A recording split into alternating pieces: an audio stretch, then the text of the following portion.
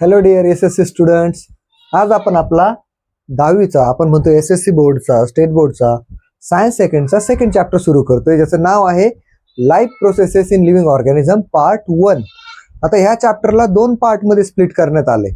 2 पार्टमध्ये स्प्लिट केलं तर आपल्याला एक ओव्हरलुक म्हणून सांगितलं जाईल. स्प्लिट करण्यामागचं रिझन काय आहे? सगळ्यात पहिला जो पार्ट आहे याच्यामध्ये आपण काय स्टडी करणार आहोत का लाईफ प्रोसेसेसमध्ये जसं आपल्या बॉडीमध्ये आपल्या सेलमध्ये कोणकोणत्या प्रोसेसेस होत राहतात आणि त्या प्रोसेसेसचे प्रॉडक्ट काय काय असतात. सोबतच आपण काय बघतो, ह्या सेम चॅप्टरमध्ये आपण बघतो का आपली जी काही वाढ होते, लहानचे आपण मोठे होतो, तर वाढ होत असताना आपण काय म्हणतो आपल्या बॉडीमध्ये होणारे जे काही चेंजेस आहेत फिजिकल चेंजेस, तर ह्या जे काही आपले चेंज होत आहेत, आपली हाईट वाढते, आपल्या ऑर्गनची साईज वाढते, हे का होतं तर याचं रिझन असतं सेल डिव्हिजन. थोडक्यात आपण याला काय म्हणू शकतो, पार्ट 1 कशावर फोकस करतो, सेल डिव्हिजन वरती, आणि पार्ट 2 कशावर फोकस करतो, रिप्रोडक्शन वरती. तर मग आपण आज आपला पहिला पार्ट सुरू करतोय, that is life processes in living organism part 1. यामध्ये बघा आता आपण सरळ सरळ काय सांगतोय, लाईफ प्रोसेस कशाला म्हटलं जातं. लाईफ प्रोसेस आपण कशाला म्हणतो, जेव्हा एखादी गोष्ट जिवंत असेल, लिव्हिंग असेल, त्यावेळी तिच्या बॉडीमध्ये खूप साऱ्या प्रोसेसेस चालू असतील. त्या लिव्हिंग थिंगला लिव्हिंग ठेवण्यासाठी जेवढ्या प्रोसेसेस चालतात त्या सगळ्या प्रोसेस कोण कॅरी करणार आहेत, बॉडीमध्ये असणाऱ्या वेगवेगळ्या सिस्टीम्स. मग आपल्याकडे माहिती आहे आपल्याला कोणकोणत्या सिस्टीम असतील आपल्या बॉडीमध्ये. समजा आपण म्हटलं काय, खाल्लेलं अन्न पचवायचं तर आपल्याकडे असेल डायजेस्टिव्ह सिस्टीम. दुसरे आपण जर बघितली श्वास घ्यायचा आपल्याला तर आपल्याकडे असेल रेस्पिरेटरी सिस्टीम. तेच जर आपण बघितलं तर आपण काय सांगतोय, आपल्याकडे ब्लड आपल्या बॉडीमध्ये सगळीकडे गेलं पाहिजे म्हणून आपण काय सांगतो सर्क्युलेटरी सिस्टीम असेल. आणि लास्टला आपण काय सांगतो का जी काय आपल्याकडे असेल ती असेल आपली एक्सक्रेटरी सिस्टीम. खाल्लेलं जे पचवलं त्याच्यापासून निघणारे वेस्ट बॉडीच्या बाहेर पण गेले पाहिजे. आणि लास्टली आपण काय म्हणतो, एक्सक्रेटरीच्या व्यतिरिक्त अजून एक सिस्टीम असेल ती असेल आपली नर्वस सिस्टीम. मग आता वेगवेगळ्या टाईपच्या सिस्टीम्स आहेत आपल्या बॉडीमध्ये. मग या सगळ्या सिस्टीमला फंक्शन करण्यासाठी कशाची गरज आहे, एनर्जीची. मग आता यांना एनर्जी मिळणार कुठून, ऑब्वियसची गोष्ट आहे की नाही. या सगळ्या सिस्टीमने प्रॉपर फंक्शन करावं असं आपल्याला वाटत असेल तर आपल्याला यांना काय द्यावी लागेल, एनर्जी द्यावी लागेल. आणि एनर्जी कुठून येणार, आपण यांना देत असलेली energy will come from food. जे आपण रोज खातोय त्याच्यातून काय मिळते, आपल्याला एनर्जी मिळते. मग आपण असं म्हणू शकतो की नाही, आपल्याला जो काही पहिला टॉपिक शिकायचा असेल आजच्या चॅप्टरमधला, तो काय असेल आपल्याला फूडच्या रिलेटेड असेल. आणि फूड खातो आपण, पण या फूडमधून काय मिळते म्हणतो आपण सायमल्टेनियसली सेम टाइमला आपल्याला मिळते एनर्जी. मग आपण काय म्हणतोय, आपल्या सिस्टीमचं स्मूथ फंक्शन व्हावं त्यासाठी सिस्टीमकडे काय असली पाहिजे, आपण म्हटलं एनर्जी. आणि एनर्जी कुठून मिळणार आहे, आपण असं म्हणू for smooth functioning of our body, for smooth functioning of organ systems. वेगवेगळ्या ऑर्गन सिस्टीम ज्या आहेत आपल्या बॉडीमध्ये त्यांच्यासाठी काय पाहिजे, वी रिक्वायर एनर्जी, किंवा असं म्हणू आपण दे रिक्वायर एनर्जी. मग आता ही एनर्जी पाहिजे यांना. मग आता ही एनर्जी येणार कुठून आहे, आपण काय म्हटलं ही एनर्जी येणार कुठून आहे, फॉर गेटिंग एनर्जी. आपण असं म्हणू फॉर गेटिंग एनर्जी. एनर्जी मिळवण्यासाठी आपल्याला काय खावं लागेल बरं, we have to consume food. Energy मिळवायची तर काय खावं लागेल, फूड खावं लागेल. आणि आपण काय म्हणतो, फूड खाल्लं आपण, पण फूडमध्ये असं काय आहे का, असे कोणते घटक आहेत का जे आपल्याला एनर्जी देतात. तर फूडचे जे घटक आपल्याला एनर्जी देतात त्यांना आपण काय म्हणतो, कंपोनंट ऑफ फूड. मग आपला आजच्या चॅप्टरचा पहिला जो टॉपिक असेल तो असेल आपल्याकडे कंपोनंट्स ऑफ फूड. जे अन्न पदार्थ आपण खातोय त्याच्यामध्ये कोणकोणते घटक असतील, काय काय करतील ते आपल्यासाठी, ते आपल्याला बघायचे. तो आपला पहिला पॉईंट असेल. First point is components of food.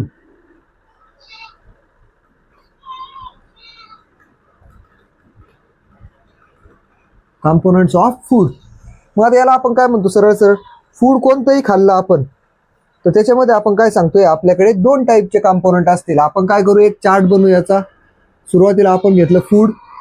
कोणतंही फूड जे खाल्लं त्याच्यामध्ये काय असतील, आपण म्हणतो 2 टाईपचे कंपोनंट असतील. एक असतील ज्यांना आपण म्हणतो मॅक्रोन्यूट्रिएंट्स.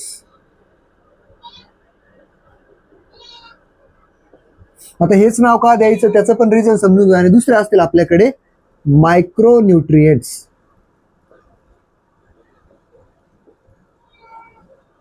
आता यांना असं समजून घ्या बघा, याचं नावच काय सांगतं आपल्याला, मॅक्रो. मॅक्रो आणि मायक्रो असे दोन वेगवेगळे शब्द आहेत. मॅक्रो म्हणजे काय, तर जो आपल्या शरीराला जास्त प्रमाणात पाहिजे, which requires in more amount the substance which, किंवा असं म्हणू आपण the nutrient which is required in our body in a large amount, त्याला काय म्हणतो आपण, मॅक्रो न्यूट्रिएंट. याला आपण असं म्हणू शकतो की नाही, they require, they have large quantity, यांची क्वांटिटी कशी असेल आपल्याकडे बॉडीमध्ये जास्त गरजेची आपल्याला. आणि आपण याला काय सांगतो, हे जे मायक्रोन्यूट्रिएंट असतील यांची क्वांटिटी आपल्याला कमी भेटायला जरी चालतं, आपण काय म्हणतो, इथं आपण म्हटलं होतं लार्ज क्वांटिटी, इथं काय म्हणू आपण, they require in small quantity. आपल्या बॉडीला यांची गरज काय असते, एकदम स्मॉल क्वांटिटीमध्ये असते. ठीक आहे.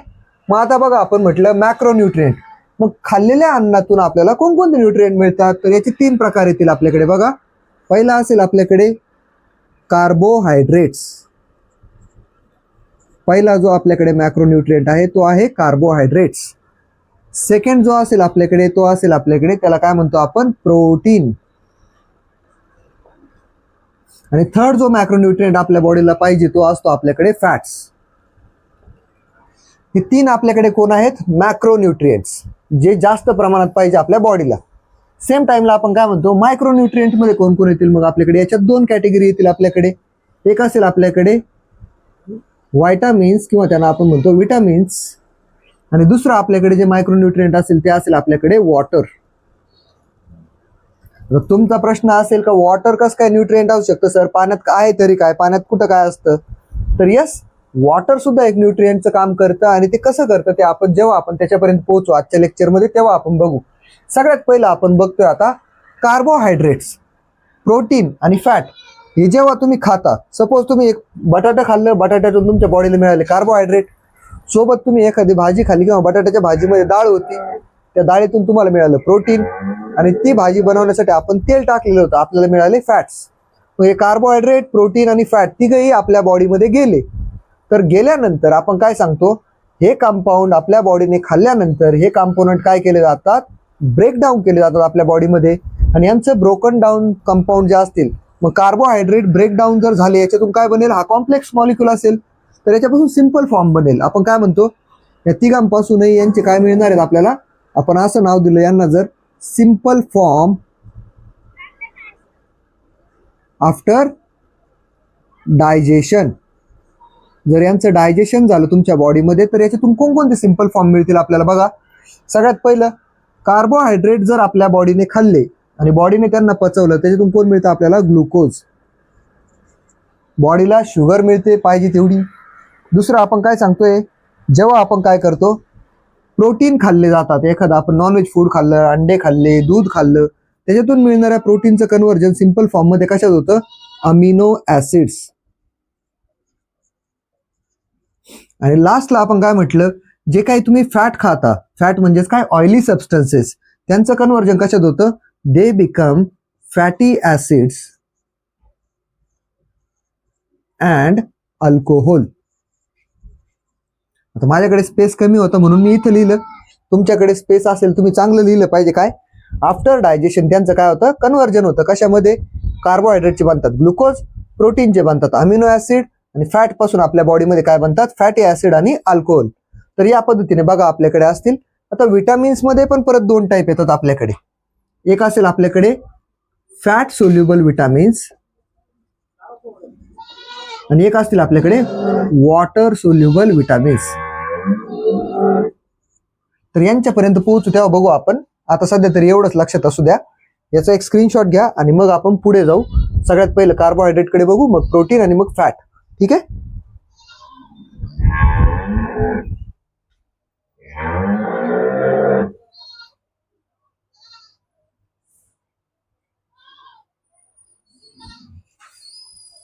मग बघा आता आपण काय म्हटलं, आपण फूड खाल्लं, त्याच्यातून आपल्याला कोणकोणते मॅक्रो मायक्रो न्यूट्रिएंट मिळणार आहेत ते आपण बघितलं. पण मला एक सांगा, नुसतं फूड खाल्लं किंवा नुसते न्यूट्रिएंट खाल्ले तर ती डायरेक्ट अंगी लागतील का? त्यांचं ब्रेकडाऊन होण्यासाठी आपण काय सांगितलं, इम्पॉर्टंट कुणीतरी लागत असेल ना. आपण तर म्हटलं डायजेशन मध्ये सिंपल फॉर्म मध्ये कन्वर्ट होतील, पण त्यांचा आपण सिंपल फॉर्म मिळवण्यासाठी कुणीतरी तर लागेल ना. मग आपण काय सांगतोय, for obtaining energy, for obtaining energy आपल्याला जर बॉडीला एनर्जी पाहिजे तर आपण काय सांगतोय, फॉर ऑब्टेनिंग एनर्जी ओनली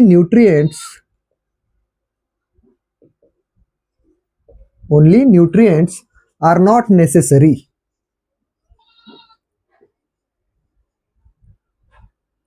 फक्त न्यूट्रिएंट नाही पाहिजे, मग कोण पाहिजे? तुम्हाला आता एक वाक्य ऐकलेलं असेल आपण, ऑक्सिजन काय आहे आपला, आपण त्याला काय म्हणतो, लाईफ गॅस म्हणतो किंवा प्राणवायू म्हणतो. मग ऑक्सिजनच का असा प्राणवायू असेल बरं, बाकीचे गॅसेस का नाही? नायट्रोजन 78% एन्व्हायरमेंट मध्ये, मग तो का नाही? ऍटमॉस्फिअर मध्ये 78% नायट्रोजन आहे, मग तो का बरं प्राणवायू नाहीये? तर त्याचं रिझन काय आहे? हे जे काही फूड आयटम आपण म्हटलं सिंपल फॉर्म मध्ये कन्वर्ट होतील, हे कन्वर्ट करण्यासाठी आपण काय सांगतो, त्यांचं होतं ऑक्सिडेशन.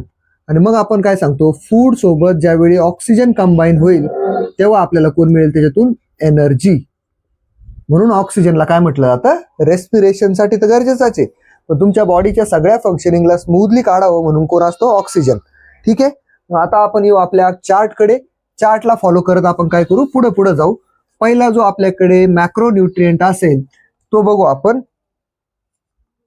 आपण सगळ्यात आधी काय बघू, मेजर आपण काय बघत होतो, कार्बोहायड्रेट कुठे येतो आपला? मॅक्रो न्यूट्रिएंट मध्ये. मग आपल्याकडे पुढचा पॉईंट काय असला पाहिजे? Macro nutrient. सगळ्यात पहिले त्यांना बघू आपण, मॅक्रो न्यूट्रिएंट्स. मॅक्रो न्यूट्रिएंट मध्ये आपल्याकडे पहिला कोण येतोय? कार्बोहायड्रेट्स. आता कार्बोहायड्रेट बद्दल जाणून घ्यायचं, शॉर्ट मध्ये त्यांना कार्ब पण म्हणतो आपण. कार्बोहायड्रेट बद्दल जाणून घ्यायचं आपल्याला. मग सगळ्यात पहिलं कार्बोहायड्रेट कुठून मिळतील आपल्याला? तर त्याचा आपण काय करू, एक छोटासा असं चार्ट फॉर्म मध्ये बनवू. यांचं आपल्याकडे काय असेल, सोर्सेस असले पाहिजे. एक सिक्वेन्स फॉलो करू आपण. सोर्सेस, कार्बोहायड्रेट कुठून कुठून मिळतील, काय काय खाल्लं तर बॉडीला कार्बोहायड्रेट मिळतील? आपण काय सांगतोय, सिरियल्स. सिरियल म्हणजे काय बरं? आपले कडधान्य म्हणतो आपण यांना. मग या कडधान्यांमध्ये कोण कोण येईल आपल्याकडे? व्हीट, ज्वार, बाजरा, राईस, आणि अजून काय असेल आपल्याकडे? रागी वगैरे असेल, रागी, कॉर्न एक्सेट्रा. मग आता हे कोण आहेत आपल्याकडे? व्हीट असेल, गहू, ज्वारी, बाजरी, तांदूळ, नाचणी, पुन्हा आपण काय मका, या सगळ्यांमधून काय मिळतील आपल्याला? कार्बोहायड्रेट. अजून कोण असेल बरं? दुसरा जो सोर्स आहे तो आहे आपल्याकडे fruits and vegetables. Fruits and vegetables, फळभाज्या असतील, फळं असतील, त्यांच्यातून पण काय मिळतात आपल्याला? बऱ्यापैकी कार्बोहायड्रेट मिळतात. नंतर आपण तिसरा जो सोर्स आहे तो काय सांगतो आपल्याकडे, त्याला आपण असं म्हणू, तिसरा जो सोर्स आहे तो आहे आपल्याकडे milks and sugars. Milks and sugars. आणि लास्टला आपल्याकडे जो सोर्स असेल तो कोण असेल? Potato and sweet potato. मगाशी मी पोटॅटोचं एक्झाम्पल दिलं होतं तुम्हाला. Potato and sweet potato. हे सगळ्यांकडून आपल्याला काय मिळतील? सोर्सेस असतील. हे कशाचे बरं? किती नाही म्हटलं तर हे सोर्सेस असतील आपल्या कार्बोहायड्रेटचे. मग आपण काय सांगतो आता, मी खाल्ले कार्बोहायड्रेट. ठीक आहे, आपण ह्या सगळ्या सोर्सेस मधून काय मिळवले? कार्बोहायड्रेट. आणि आपण म्हटलं कार्बोहायड्रेट खाल्ल्यानंतर आपल्या बॉडीला किती एनर्जी मिळेल? आपला क्वेश्चन असाच असला पाहिजे का, सर मी जर 1 ग्रॅम कार्बोहायड्रेट खाल्ले तर आपल्याला किती एनर्जी मिळेल? मग सेकंड पॉईंट मध्ये आपण काय सांगणार, किती एनर्जी मिळते आपल्याला? फ्रॉम, असं म्हणू, फ्रॉम 1 ग्रॅम ऑफ कार्बोहायड्रेट्स. जर आपण 1 ग्रॅम कार्बोहायड्रेट जर खाल्ले तर आपल्याला किती एनर्जी मिळते? 4 किलो कॅलरी. आणि ही व्हॅल्यू आपली तोंडपाठच असली पाहिजे, बिकॉज याच्यावरती काय येतं, फिल इन द ब्लँकचा किंवा आपण त्याला काय म्हणतो MCQचा मल्टिपल चॉईस क्वेश्चन येतो. 1 ग्रॅम कार्बोहायड्रेट मधून किती एनर्जी मिळते, डॅश डॅश असेल, तिथं आपला आन्सर असलं पाहिजे 4 किलो कॅलरी.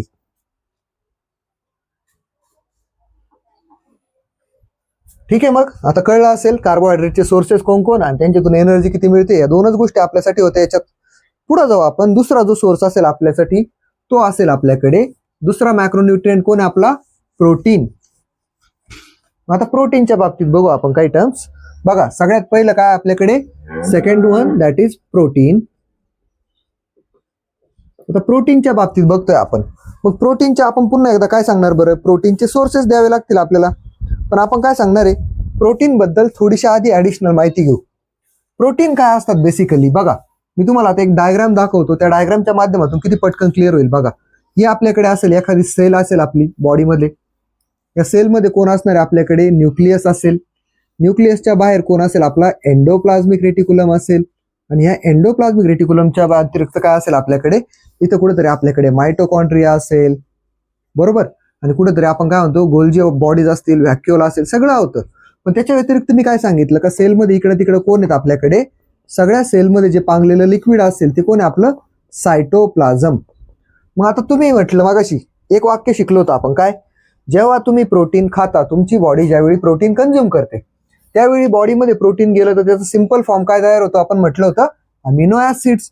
हे अमिनो ऍसिड काय केले जातात? बॉडीच्या प्रत्येक सेल पर्यंत पोहोचवले जातात. आणि हे जे रेड रेड डॉट दिसतात आपले, हे कोण आहेत आपल्या सेलमध्ये? सायटोप्लाझम मध्ये इकडे तिकडे पांगलेले कोण असतील? आपले अमिनो ऍसिड्स. मग आता या अमिनो ऍसिडला आपल्याला काय करायचंय?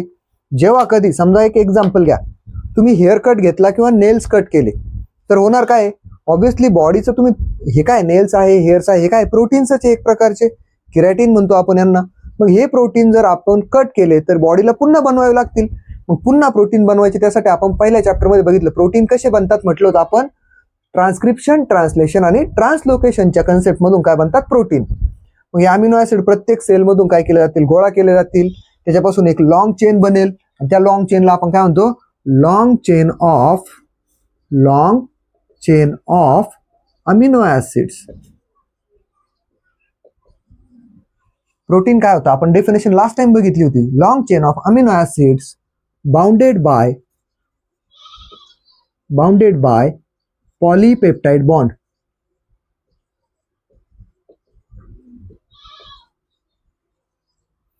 पॉलीपेप्टाइड बॉन्डची एक चेन आहे जिच्यामध्ये अमिनो ऍसिड काय केले जातील? सगळीकडे पांगून टाकले जातील. मग आता बघा बरं, आपण काय सांगतोय प्रोटीनच्या बाबतीत? आपण काय सांगतोय? प्रोटीन जर कंझ्युम केलं तुमच्या बॉडीने, आपण असं म्हटलं माझ्या बॉडीने 1 ग्रॅम प्रोटीन कंझ्युम केलं. जर 1 ग्रॅम प्रोटीन कंझ्युम केलं तर किती एनर्जी मिळायला पाहिजे? प्रोटीन आणि कार्बोहायड्रेट मधून मिळणाऱ्या एनर्जीचा अमाऊंट सेम असतं, दॅट इज 4 किलो कॅलरी. हा पण नंबर आपल्यासाठी महत्वाचा असेल, ठीक आहे. आणि आता आपण पुढे जाऊ. प्रोटीन झाला असेल तर आता आपण पुढे जाऊ. काय म्हणतोय याच्या बाबतीत? मी जेवढं सांगितलं महत्वाचं जेवढं होतं तेवढं तर बघितलं आपण. खाल्लेले प्रोटीन डायजेस्ट होतील, त्याच्यापासून ते बॉडीमध्ये सेलमध्ये जातील, सेलमधून त्यांना पुन्हा गोळा करून काय बनवलं जाईल? नवं प्रोटीन बनवलं जाईल, ठीक आहे. म्हणजे एक प्रोटीन खाल्लं तुम्ही, त्याला बॉडीने तुमच्या डायजेस्ट केलं आणि त्या प्रोटीनला वापरून काय बनवलं? Amino acids. या अमिनो ऍसिडला पुन्हा जोडून काय बनवलं? नवं प्रोटीन, ठीक आहे. तर हा असेल आपल्याकडे प्रोटीनच्या बाबतीतचा कन्सेप्ट. आता आपण पुढे जाऊ. बघा आपल्याला एक चार्ट येतोय किंवा आपल्याला वेगवेगळे जे प्रोटीन आपल्या बॉडीमध्ये बनतायत. आपण म्हटलं खूप सारे प्रोटीन बनतात, नेल्स पासून तर आपल्या बोन्स पर्यंत सगळं प्रोटीनचं बनलेलं आहे. मग प्रोटीन पासून कोणकोणते आपल्या बॉडीमध्ये वेगवेगळे प्रोटीन बनतात अमिनो ऍसिड्स पासून, ते आपल्याला बघायचे. आणि लक्षात ठेवा, यावरती तुम्हाला कन्सेप्ट मॅप येतो. म्हणजेच काय, सेंटरला आपल्याला कोण दिलेला असेल? Amino acid. त्याच्यापासून मिळणारे प्रोटीन साईडला असतील, पण आपल्याला काय असेल? 2-4 बॉक्सेस एम्प्टी असतील आणि आपल्याला तिथं भरायचं असेल. मग आपण हा कॉलम बघा काय सांगतो आपण, सेंटरला कोण असतील? आपले अमिनो ऍसिड्स. त्यांच्यापासून तर प्रोटीन बनणार आहेत. मग ह्या अमिनो ऍसिडला मी काय केलं? इथं सेंटरला ठेवलं. मग सगळ्यात पहिलं जर बघा बरं, आपण काय सांगतोय? पहिले प्रोटीन जे बनले ते आपल्या स्किन मध्ये बनले. स्किनला कलर देणारं पिगमेंट आहे आपल्याकडे. कोण असेल आपल्याकडे? मेलॅनिन. आपल्या स्किनचा कलर ठरवणारा कोण आहे? मेलॅनिन. दुसरं आपण काय सांगतो? आपल्या स्किन मध्ये कोणी हेअर पण असतात छोटे छोटे, ते बनलेले असतील आपले किरॅटिनचे. हे मेलॅनिन आणि किरॅटिन हे 2 प्रोटीन कोण आहे? आपल्या स्किन मध्ये असणारे पिगमेंट्स आहेत. आणि हे पिगमेंट म्हणजेच कोण आहेत? प्रोटीन. अमिनो ऍसिड तुमच्या स्किनचा कलर पण डिसाईड करेल, तुमच्या स्किनवर असणारे हेअर्स पण डिसाईड करेल. देन सेकंड वन, आपले जे काही बोन्स असतील, बोन्स पण कसे बनलेले आहेत? आपण म्हणतो एका प्रोटीनचेच बनलेले आहेत. आणि बोन मध्ये जे प्रोटीन असतं त्याचं काय नाव आहे आपल्याकडे? ओसिन. बोन मध्ये जे प्रोटीन आहे त्याचं काय नाव आहे? ओसिन. मग आपले बोनची जी डेन्सिटी असते, बोनला स्ट्रॉंग बनवणारं प्रोटीन आहे ओसिन. थर्ड नंबरकडे जर गेलो आपण, तर आपण काय सांगतोय? आपल्या ज्या सेल्स आहेत बॉडीच्या सेल्स, तर आपल्याला माहिती आहे सेलचं जे काही सेल वॉल असेल ते पण प्रोटीनचं बनलेलं आहे. मग सेलमध्ये काय काय बनतं? सेल मेम्ब्रेन, ते प्रोटीनचं बनलेलं आहे. आणि आपण काय सांगतो? सेलमध्ये कामं करणारे जे काही वेगवेगळे केमिकल्स असतात त्यांना आपण म्हणतो एन्झाईम्स. तर हे सुद्धा कोण बनवतं? आपले प्रोटीन इनडायरेक्टली अमिनो ऍसिडच बनवतात. पुढे जर गेलो आपण तर बघा, तुमच्या डायजेस्टिव्ह ऑर्गन आहे आपल्या बॉडीमधला पॅनक्रियाज. पॅन्क्रियाज कोण आहे आपल्याकडे? बॉडीमध्ये शुगर कंट्रोल करणारा एक ऑर्गन आहे. आणि पॅन्क्रियाज कोणतं प्रोटीन बनवतो? तो बनवतो आपल्याकडे इन्सुलिन. पॅन्क्रियाज पासून बनतं इन्सुलिन. इन्सुलिन आणि दुसरं एक बनतं डायजेशन मध्ये पार्ट घेणारं ट्रिप्सिन. तर हे सुद्धा काय आहेत आपल्याकडे? अमिनो ऍसिड पासून बनणारेच प्रोटीन आहेत. ठीक आहे. पुढे जर गेलो आपण तर काय सांगतोय, जो तुमच्या बॉडीमध्ये एक छोटासा ब्रेन मध्ये आपल्या एक वाटाण्यासारखा छोटा ऑर्गन आहे, तो कोण आहे आपला? Pituitary Gland. तर या पिट्युटरीकडे काय असतं बरं? काम असतं याचं हार्मोन सिक्रिशन. मग आपण काय म्हणणार? ही सिक्रेट्स व्हेरियस हार्मोन्स. हे हार्मोन काय आहेत? इनडायरेक्टली ते पण काय आहेत? प्रोटीन आहेत, अमिनो ऍसिड पासून बनलेले. पुढे जर गेलो आपण तर काय सांगतोय, तुमचे जे मसल्स असतील बॉडीचे मसल्स, या मसल्स मध्ये पण वेगवेगळे प्रोटीन आहेत. मग कोणकोणते प्रोटीन आहेत आपल्या मसल्स मध्ये? बघा, ऍक्टिन अँड मायोझिन. हे कोण आहेत आपल्याकडे? मसल आपले कसे असतात बरं? आपण असा हात केला तर लगेच फुगतात, म्हणजेच काय? Flexible proteins. Flexible proteins. आणि हे पण कोणामुळे बनले? आपल्या अमिनो ऍसिड एकत्र येऊनच प्रोटीन बनले हे पण. आणि लास्टला आपल्याकडे असतं ब्लड. तर तुमच्या ब्लड मध्ये सुद्धा आपण काय सांगतो? प्रोटीन आहे, पण कोणत्या फॉर्म मध्ये? हिमोग्लोबिन. आपल्या ब्लड मध्ये जे हिमोग्लोबिन आहे ते काय आहे? एक प्रकारचं प्रोटीनच आहे. आणि दुसरं काय सांगतो आपण? जेव्हा आपल्याला एखादा आजार होतो, आपली बॉडी फाईट करण्यासाठी काय बनवते? अँटीबॉडीज. तर त्या अँटीबॉडीज पण काय आहेत? एक प्रकारच्या प्रोटीनच आहेत. तर हा असा एक कन्सेप्ट मॅप आपल्याला पूर्ण करायला येतो. हा कन्सेप्ट मॅप आपण व्यवस्थित बघितला पाहिजे. याचा स्क्रीनशॉट घ्या आणि नंतर याला व्यवस्थित लिहून काढा.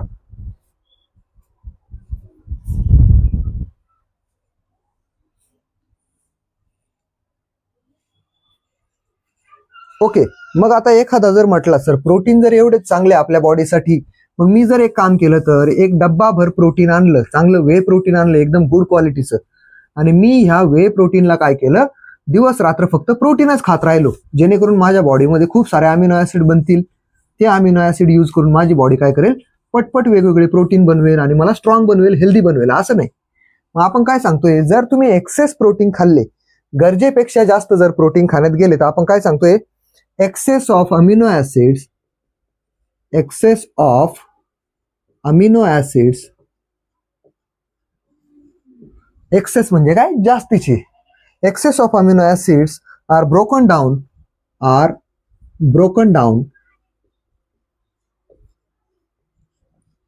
excess of amino acid are broken down into ammonia. आपली बॉडी त्याला काय करते? अमोनियामध्ये ब्रोक डाऊन करते.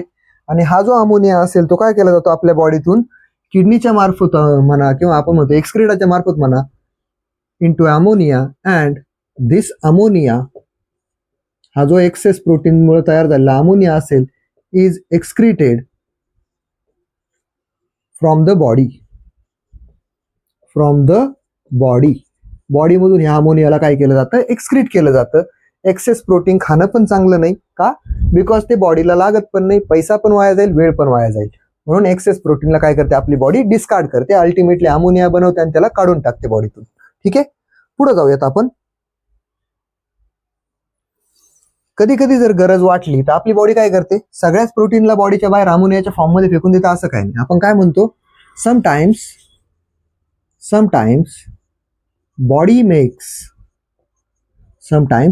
मेक्स काय करते बॉडी एक्सेस प्रोटीनचं? Sometime body makes glucose from excess protein किंवा एक्सेस अमिनो ऍसिड्स. मग आपलं जे लिव्हर आहे, लिव्हर काय करतं? कधी कधी जर एक्सेस अमिनो ऍसिड शिल्लक असले तर त्यांचं काय करतं? ग्लुकोज बनवून त्याला काय करतं? स्टोअर करून घेतं. ठीक आहे. आता आपल्याकडे शेवटचा एक मॅक्रोन्यूट्रिएंट राहतोय, तो बघू आपण. शेवटचा आपल्याकडे कोण राहतोय? फॅट्स. मग आता फॅटच्या बाबतीत बघू आपण काय सांगतोय आपल्याला. थर्ड मॅक्रोन्यूट्रिएंट असेल आपला फॅट्स.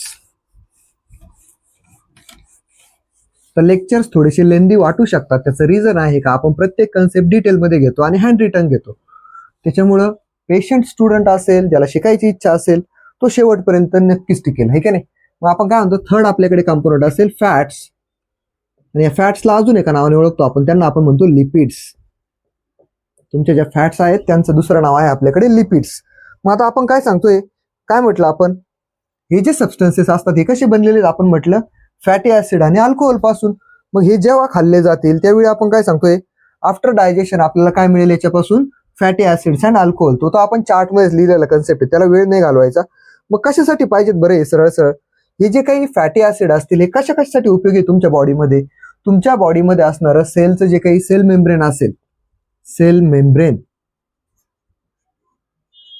या सेल मेम्ब्रेन मध्ये आपण काय सांगतो, सेल मेम्ब्रेन मध्ये काय काय येतील आपल्याकडे, सेल मेम्ब्रेन असतील, सेल मेम्ब्रेन मध्ये असतील आपल्याकडे फॉस्फोलिपिड्स, आणि फॉस्फोलिपिड्स मध्ये वर्ड आलाय लिपिड्स, म्हणजे फॉस्फोलिपिड बनवण्यासाठी सेल मेम्ब्रेन बनवणारे फॉस्फोलिपिड कसे बनतील, फॅट्स पासून बनतील. दुसरं काम आपण काय सांगतोय, लिपिड आणि फॅटी ऍसिड, जे काय आपण म्हटलं लिपिडचं कन्व्हर्जन कशात होतं, फॅटी ऍसिड मध्ये. त्यांचा यूज कुठं होता आपल्याकडे, अजून एक हार्मोन्स मध्ये पण काय म्हणतो आपण, फॅटी ऍसिड्स आर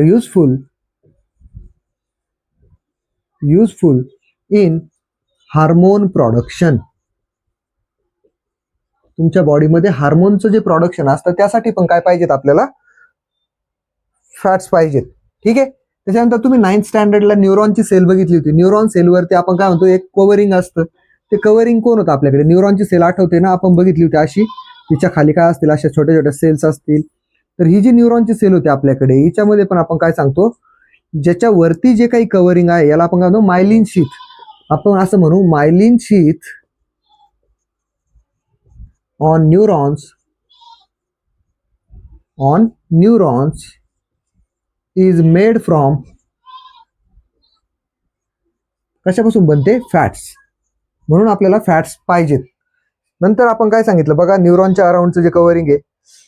आणि आता मला एक सांगा, आपण काय म्हटलं होतं आतापर्यंत, प्रोटीन बघितला, कार्बोहायड्रेट बघितला आणि फॅट पण बघितलं आपण. तर काय म्हणतो, प्रोटीन एक्स्ट्रा खाल्लं तर बॉडी त्याला एक्सक्रीट करेल. पण जर आपण काय म्हणतो, एक्सेस फॅट खाण्यात गेले, एक्सेस फॅट्स आर स्टोर्ड, यांना आपली बॉडी काय करते, स्टोअर करते. Excess fats are stored in the adipose connective tissues,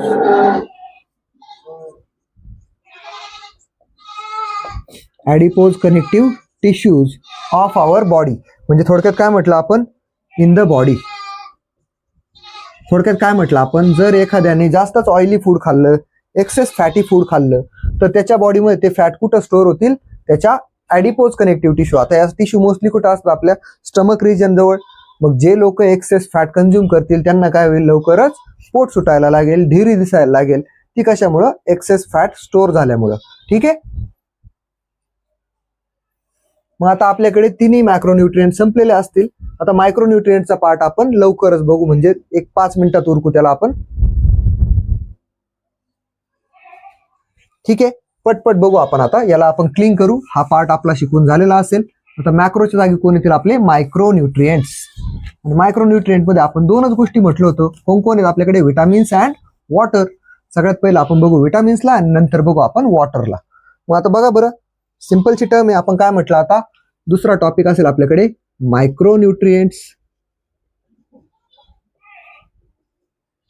background मध्ये येणारा नॉईज इग्नोर करा, बिकॉज मी सांगितलेलं आहे खूप वेळा, आपल्या जे मुलं रेग्युलर लेक्चर बघतात त्यांना माहिती परिस्थिती, तरी आपण काय करतोय, अटेम्प्ट करतोय काहीतरी. ओके. मग मायक्रोन्यूट्रिएंट मध्ये आपल्याकडे पहिला कोण येतोय, आपण म्हटलं विटामिन्स. मग विटामिन्सला आपण काय म्हटलं होतं, 2 कॅटेगरीमध्ये केलं होतं आपण. आता विटामिन्स काय असतं बरं, सरळ सरळ त्यांना आपण कसं सांगतो, विटामिन्सची डेफिनेशन लिहायची आपल्याला. Vitamins are group of, vitamin काय आहे, group of chemical compounds, group of chemical compounds which are required, कशासाठी पाहिजेत हे आपल्याला, for smooth functioning of body, smooth functioning of body.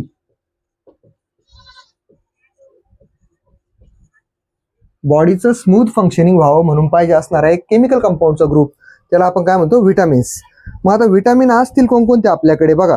आपण मागाशी म्हटलं होतं विटामिन्सला आपण काय केलं होतं, 2 कॅटेगरीमध्ये डिवाइड केलं होतं विटामिन्स. आपण चार्ट बनवू परत एकदा, लवकर लक्षात राहील. एक असेल आपल्याकडे, कोण म्हटलं होतं आपण, एक फॅट सोल्युबल आणि दुसरे कोण होते water soluble. Fat soluble vitamins दुसरीकडे असतील आपले वॉटर सोल्युबल. सोल्युबल म्हणजे काय, पाण्यात विरघळणारे आणि आपण काय म्हणतो फॅट्स मध्ये विरघळणारे आपल्या शरीरातल्या.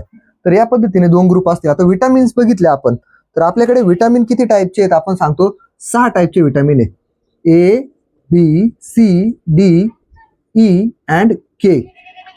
मग आता आपल्याला जर हे 6 टाईपचे विटामिन्स आहेत यांना आपल्याला वॉटर सोल्युबल आणि फॅट सोल्युबल मध्ये कॅटेगराईज करायचं. तर फॅट सोल्युबल मध्ये कोण कोण येईल आपल्याकडे बघा. सगळ्यात पहिलं आपण काय सांगतो A D E and K. A D E and K हे 4 काय असतील आपले फॅट सोल्युबल. आणि वॉटर सोल्युबल मध्ये कोण शिल्लक राहतं मग आपल्याकडे बी and C.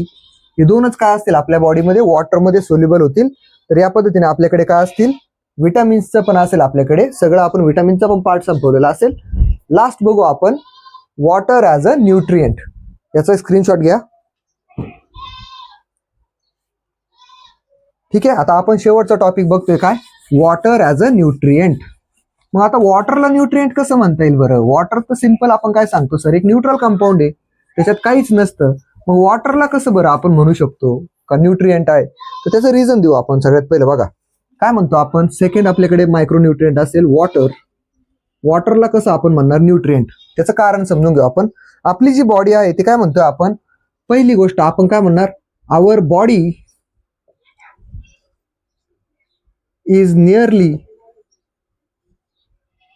Made from 65 to 70% of water. जर आपली बॉडी 65 to 70% वॉटरची बनलेली असेल तर वॉटर न्यूट्रिएंट असेल की नाही. एवढ्याच कारणाने जर आपलं सॅटिस्फॅक्शन होणार नसेल तर आपण दुसरं एक कारण देऊ. काय बरं. आपल्या प्रत्येक बॉडीच्या सेलमध्ये किंवा आपण काय म्हणतो आपल्या बॉडीच्या फंक्शनिंगसाठी काय आपल्याकडे ब्लड आहे. Blood is made from. Blood सुद्धा बनलेलं आहे पण कशाचं आपण म्हणतो 90% ऑफ वॉटर. ब्लड मध्ये पण काय 90% वॉटर आहे. मग जर ब्लड मध्ये 90% आहे बॉडीमध्ये 70% आहे वॉटर न्यूट्रिएंट नाही का. पुन्हा आपण काय सांगतो अजून बघा. जर अजून एक एक्झाम्पल द्यायचं ठरलं तर आपण काय सांगतोय प्रत्येक सेलमध्ये आपल्या बॉडीच्या काय सांगतो आपण every cell has 70% water in it. प्रत्येक सेलमध्ये काय 70% वॉटर आहे. आणि जर एवढं सगळं असेल तर आपण काय म्हणू शकतो जर कधी बॉडीमध्ये वॉटर कमी पडलं एवढ्या सगळ्या कारणांवरून आपण त्याला न्यूट्रिएंट तर म्हणूच शकू. पण आपण काय म्हणतो कधी जर बॉडीमध्ये वॉटरची डिफिशियन्सी आली तर आपण काय सांगतोय इफ देअर इज असं म्हणा if there is deficiency of water. जर वॉटर कमी पडलं एवढ्या सगळ्या गोष्टी तर वॉटरमुळे होत आहेत आणि वॉटर जर कधी कमी पडलं तर काय होईल आपल्याकडे functioning of tissues. Functioning of tissues. टिश्यूजचं काम बिघडेल. Functioning of tissues and thereby functioning of body. Functioning of body will be disturbed. म्हणून पाणी पिलंच पाहिजे. डेली इनटेक वॉटरचा 4 to 5 लिटर झालाच पाहिजे. So this was all about our today's lecture. In this lecture we have discussed about the components of food. In the food component we have studied macronutrient and the micronutrients. In macronutrient there are 3 which are carbohydrate, protein and fats. After digestion what they becomes? Carbohydrate become glucose, protein become amino acid and fat become fatty acid and alcohol. Same time आपण काय बघितलं protein पासून carbohydrate पासून आपल्या बॉडीला किती energy मिळते 1 gram of carbohydrate gives us 4 kilo calorie. 1 gram of protein gives us 4 gram of 1 gram of protein gives us 4 kilo calorie of energy. And 1 gram of fat हे राहिलं का आपलं कुठेतरी मेन्शन करून घ्या. आता फॅटच्या कॉलम मध्ये तुमच्याकडे जागा असेल. 1 ग्रॅम फॅट पासून सगळ्यात जास्त एनर्जी मिळते आपल्या बॉडीला. किती मिळते 9 किलो कॅलरी. ही पण आपल्याकडे महत्वाची जागा असेल. ठीक आहे. मग आता 9 किलो कॅलरी सगळ्यात जास्त एनर्जी कोण देतं आपल्या बॉडीला फॅट देतात. आणि म्हणून त्यांना छोट्या प्रमाणात खाल्लं जातं. तेल वगैरे भाजीत कमी टाकलं जातं. त्याचं रिझन काय कमी असले तरी एनर्जी सगळ्यात जास्त देतात ते. ठीक आहे. So in this way we have completed the macronutrient. Then coming to the micronutrient, काय काय बघितलं आपण? There are two kinds of micronutrient. One is vitamins and another one is water. In vitamins there are two types which are fat soluble and water soluble. Fat soluble मध्ये कोण कोण येतं आपल्याकडे? A, D, E and K. Water soluble मध्ये कोण येतं आपल्याकडे? B and C. And lastly water कसं एक न्यूट्रिएंट आहे इम्पॉर्टंट, ते पण आपण बघितलं. होप तुम्हाला आजचं लेक्चर कळलं असेल. लेक्चर लेंदी होत जाईल तरी प्रॉब्लेम नाही, बघायची तयारी ठेवा, थोडाफार डिस्टर्बन्स सहन करायचं शिका. आणि सगळ्यात महत्त्वाचं, आफ्टर ऑल ऑफ दिस आता मात्र आपला हा चॅप्टर पण कम्प्लीट झाल्याशिवाय आपण काय लवकर ब्रेक घेणार नाहीयेत. किती नाही म्हटलं तर तब्येत पण थोडीशी बरी नाहीये, पण आपण तरीही लेक्चर अपलोड करण्याचा प्रयत्न करतोय. So it's a request to you, चॅनलवर नवीन असाल तर प्लीज डू सबस्क्राईब. जर आपण आपल्या मित्रमैत्रिणींसोबत व्हिडिओ शेअर करू शकलात तर त्यांच्यासोबतही ज्ञान तुमचं काय होईल, वाटून गेलं जाईल. आणि सगळ्यात महत्त्वाचं जाताना प्लीज व्हिडिओवरती एक लाईक सोडायला काहीच लागत नाही. So leave a like. Okay then we will meet in the next lecture.